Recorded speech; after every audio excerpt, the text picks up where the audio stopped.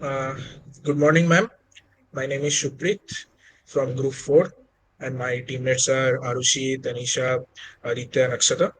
And we are going to present the group presentation for Life Skill DA, and our topic is Bandura's social learning theory. So, starting from the social learning theory proposed by Albert Bandura, has become perhaps the most influential theory of learning and development. While rooted in many of the basic concepts of traditional learning theory, Bandura believed that direct reinforcement could not account for all types of learning. His theory added a social element, arguing that people can learn new information and behaviors by watching other people, which is known as observational learning or modeling. This type of learning can be used to explain a wide variety of behaviors. In this diagram, we can see that social learning theory is centered by three main elements, that is behavior, environmental factors, and personal factors, which has the very much impact on social learning theory, how you learn it and how you implement in your day-to-day life. Moving on to the next slides. What are the basic social learning concepts? There are three core concepts at the heart of social learning theory.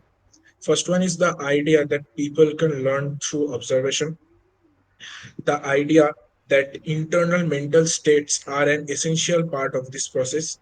This theory also recognizes that just because something has been learned, it doesn't mean that it will result in a change in behavior. The next slide will be explained by my friend Tanisha. Social learning theory, which has been applied to various fields including education, criminology, and advertising, is basically a psychological perspective which suggests that individuals learn through observation, imitation, and modeling the behavior of others in their surrounding environment.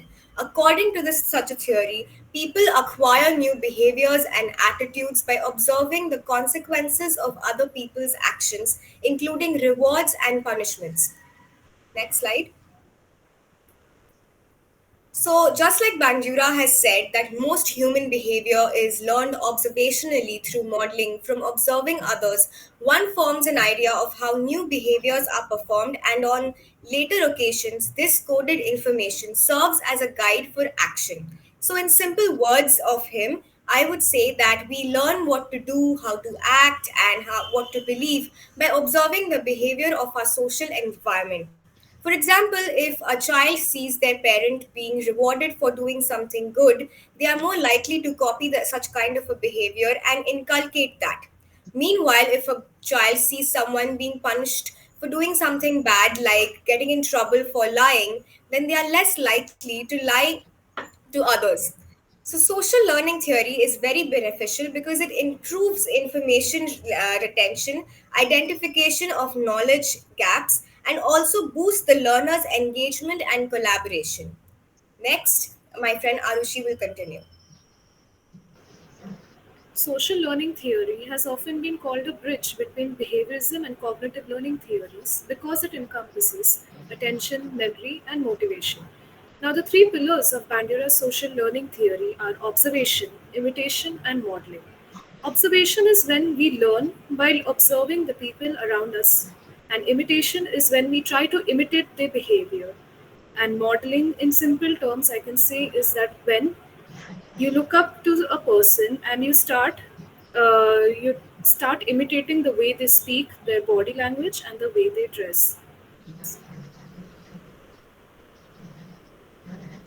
So Bandura believed in reciprocal determinism, that is, the world and a person's behavior cause each other, while behaviorism essentially states that one's environment causes one's behavior.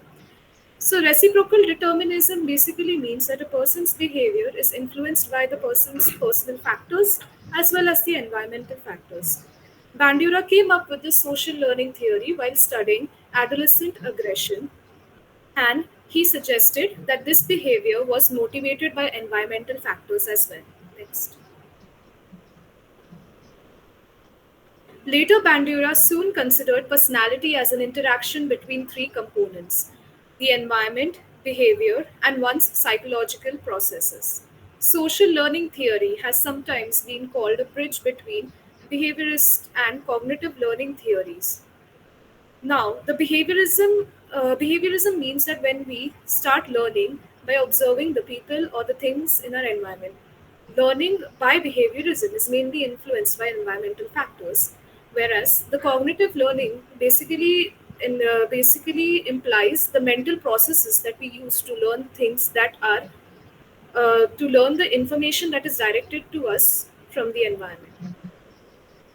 The next So few slides will be said by Aditya. yeah, so basically, as described by Arushi, the Bandura's theory, the social learning theory as a whole, is a it has two components. It is a merge or a amalgamation of the behaviorist and the cognitive learning theories. It encompasses concepts like attention, memory, and motivation. So a good example to tie in this concept or this quote itself is that when we attend a college lecture, and suppose we have a professor that we have some good connections with, we look up to them, we appreciate the way they are as a human being, we have some sort of understanding, and we have some sort of rapport. So that could contribute to how we observe or pay attention, how we observe their behavior, and we try to imitate them or model them. Now, that is one side of the amalgamation of social learning theory, and the cognitive learning component is rather how during the lecture itself we have to gather semantic information, something that is not sentimental, something that is not driven by some sort of internal sentiments or something that is personal. It is more of something more functional, and uh, you know, it's like more of a tool for us, this information. Next slide. So, social learning theory, tying in with that example itself, it has four components: attention, retention, reproduction, and motivation. So, if we take that same example, during the lecture, we tend to pay more attention to people that we look up to, that we like, that we have some sort of positive connections with. So, not just that, as we have also, or as I've also said, the cognitive learning theory, if something is important to us in our perception, suppose we are learning something in a theory class which is going to contribute to how well we do in our career, or something that is very industrially applicable, that is something we would pay more attention to, we have more reason to pay attention to. Attention and retention go hand in hand, such that when we pay attention, how well we retain is also contributed by these factors: how well it's been taught, or how well we have paid attention to the class, how well a professor or a teacher can hold a student's or hold a classroom's attention, also contributes to how well the students themselves retain the information. Motor reproduction is us taking that information and taking notes, running notes, or note taking and note making. When we come back and reinforce that information with our own sources, and we reproduce that information so that we retain it further and apply it further. When we apply it, for example, in an examination, we can see how well we have done the first three steps: attention, retention, and motor reproduction will reflect on our examination, or will reflect in applications, real time applications of this information. When we have some sort of positive feedback like good grades or praise, it can motivate us, which is the last step, into restarting this process and paying more attention, retaining better, reproducing in a better fashion similar information or information as a whole. Next slide. So, as I've said, attention is one of the first components of the social learning theory. There are retention, reproduction, and motivation, as I've said. So, various factors increase or decrease the amount of attention paid. Distinctiveness. So, how well a professor is standing out from the others. If a professor is similar to others, if a teacher or anyone trying to teach someone uses mundane, same kind of examples, same kind of very robotic kind of teaching, even a human, even any of our students teaching a younger cousin of ours, for example, we should make it pop out. We should make it distinctive. Effective valence, prevalence, complexity. How complex our explanation is will also contribute how well the person will learn and retain the information. So if you simplify a complex problem or a complex concept, it will be easier for someone to understand the actual fundamentals of that. Functional value, as I've said, how well or how important it is to us to learn this concept. It could be anything. It is not simply because of our career, it could be any other thing that we deem important. So one's characteristics, sensory capacities, how well someone can sit and understand and sit through a class could be sensory capacity. Arousal level or perpetual set and past reinforcement. So past reinforcement is how, okay, a professor might have complimented you, professor might have said you've done well in class, you feel more motivated to pay attention, retain, and reproduce, or rather, mostly just pay attention in the class so that you trigger that cascading learning process. The next slides will be handled by Akshata.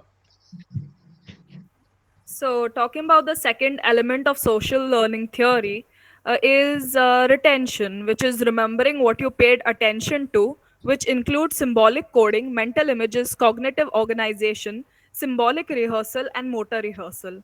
Next slide. Then there is reproduction, which is reproducing the image, including physical capabilities and self observation of reproduction. An observer repeats the behavior in a different social context and receives feedback from other observers, which they can use to adjust how they perform the behaviors in future contexts. Next slide. Motivation, having a good reason to imitate, includes motives such as past, that is traditional behaviorism, promised, imagined incentives, and vicarious, seeing and recalling the reinforced model. So, as my friend Tanisha said previously, that a very common example of social learning theory in real life is a child imitating his or her parents. And now they will see their parents doing something, and if they see that they are rewarded for it, they will imitate those behaviors, and then they will model themselves accordingly. Or if they see their parents being punished for those behaviors, they will probably think, okay, this is not something that I should do, and not model themselves around their parents and their personalities. So, one of the examples of social learning theory that I myself have seen in my life is seeing my mom cooking, paying attention to her cooking. And as a child, I was very interested and found cooking as a very nice hobby. And I would stay in the kitchen for long amounts of time and watch my mother prepare stuff. And you know how many ever recipe books I referenced, or how many ever YouTube videos I saw, I just could not cook as well as my mother did. And I think that comes from years and years of practice that she went through, of having to cook every day for us, three times a day, three meals. And I think that was what's important. It's not just the uh, retention, but also the reproduction, that is an important concept in the element of social learning theory. And staying in the kitchen, watching her cook for so many hours, paying attention to that, and then realizing that, oh, I could also do this, and retaining all those qualities of my mother, of knowing just how through practice that a pinch of salt is required, or a dash of pepper, or something that you cannot quantify. That is something that you can only learn through retention and reproduction. So retention, which is the second element of social learning theory, is very important. And an example of this is, like in baking, where maybe you are tempering chocolate, and the exact temperature for that is 110 degree Fahrenheit. So obviously, if you do not do the tempering of the chocolate at that temperature, the chocolate will not come out as shiny and glossy as you expected it to come out. So obviously, inability to retain that specific temperature will lead you to messing up the chocolate that you made.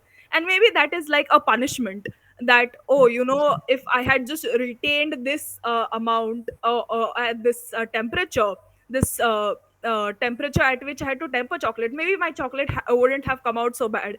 Maybe next time it is important for me to remember this and imitate this, and maybe my chocolate will come out amazing next time. The third is reproduction. It is very important for us to put into practice what we are doing. I don't think we would be able to do something just maybe there are some people, I've seen musicians and all, who are able to sight read, see something once, and maybe play it again. But not a lot of us are that amazing at things. It takes a lot of practice, and it takes a lot of reproduction to be able to do things at a perfectionist level. And the last is motivation, the fourth element of social learning. And I think this is the most important one, because once you're being rewarded, once you're being given these incentives that, oh, you've done a good job, you are more likely to keep continuing that behavior. If I cook for my parents, and my parents are like, oh, this is something fabulous that you have cooked for us. I am more likely to continue cooking as a hobby, or maybe even as something that I enjoy, and will continue not just as a hobby, or maybe as something else also, as a job or a career. And I think one of the important things in retention is getting feedback for whatever you have done. And for example, if you maybe added a little bit of more salt in your food, and being told that, oh, there's a little bit more salt in your food and you need to decrease it a bit. I think that kind of positive motivation or positive feedback is really important. And maybe listening to your parents being like, okay, this is good, this is a good job that you've done. Who does not like being praised? So that is always a plus point in this social learning theory. This is the end of the presentation. Thank you very much.